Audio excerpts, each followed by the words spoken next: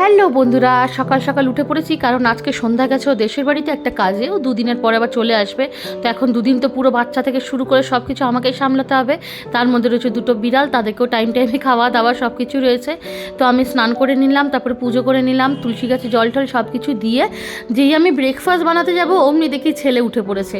ভাবলাম ছেলে ঘুমোতে ঘুমোতে মোটামুটি সব কাজগুলো সেরে নেব, না ছেলে উঠে পড়েছে। যাই হোক, ছেলেকে নিয়ে এবারে একটু বসেছিলাম, তারপর ড্রেসটা চেঞ্জ করে রান্না করে চলে আসলাম।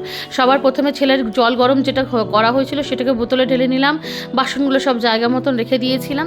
এবারে বানাবো ছেলের জন্য উপমা। তো আমি ছেলের জন্য কিভাবে উপমা বানাই সেটা তোমাদের সাথে শেয়ার করছি। সংসারের কাজ আমার সেভাবে করার খুব একটা অভ্যেস নেই, মানে একসাথে বাসন মাজা, ঘর ঝাড় দেওয়া, মোছা, সেই জন্য আমার একটু অসুবিধা হচ্ছিল। কিন্তু যাই হোক, অতটা অসুবিধা করতে হয়নি, কারণ সন্ধ্যার দিদি নিচেই থাকে।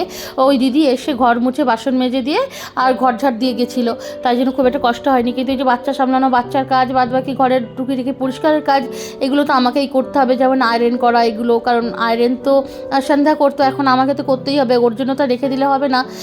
দৈনন্দিন কাজগুলো তো আমাকে করে নিতেই হবে, কারোর জন্য রেখে দেওয়াটা আমার একদম ভালো লাগে না। যেখানে আমি সন্ধ্যা আসার আগে আমি সব আয়রন থেকে শুরু করে সবই করতাম, মানে ঘর ঝাড় দেবো, ঘর মোজা, বাসন মাজা ছাড়া সবই মোটামুটি আমি করতাম। এখন যেহেতু বাচ্চা আছে বাড়িতে, বাচ্চাকে সামলাতে সামলাতে আমি নাজেহাল হয়ে যাই, সেই জন্য আর ওই কাজগুলো এক্সট্রা করা হয় না। তো এই জন্য সন্ধ্যা আছে আমার জন্য।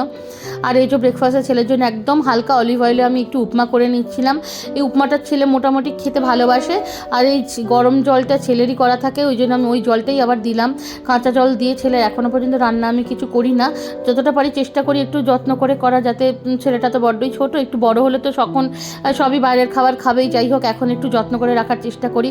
এইদিকে পর্দাগুলো সব আয়রন আমার হয়ে গেছে, বাইরের পর্দাগুলো কাঁচা হয়েছিল, সেগুলোকে আয়রন করে রেখে দিলাম। আর এদিকে ছেলের ঘরে পরার বাইরের জামা কাপড় কিছু জমেছিল, সেগুলোকে আমি আয়রন করে রেখে দিচ্ছি, কারণ সন্ধ্যা যখন আসবে তখন আরও কিছু জামা কাপড় পরে যাবে, তখনও সেগুলো আয়রন করবে। আপাতত এগুলো আমি আয়রন করে রেখে দিই, কারণ ছেলের তো প্রচুর জামা কাপড় প্রত্যেক দিনই লাগে।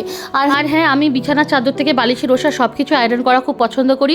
আমার কাছে জিনিস পুরনো নতুন সেটা ইম্পর্টেন্ট না, জিনিসটা পরিষ্কার পরিচ্ছন্ন টিপটপ থাকবে সেটাই ভালো। এই দেখো, জানলা, দরজার আর জানলার পর্দা লাগিয়ে দিয়েছি। কেমন লাগছে বন্ধুরা কমেন্ট করে জানিও। টাটা।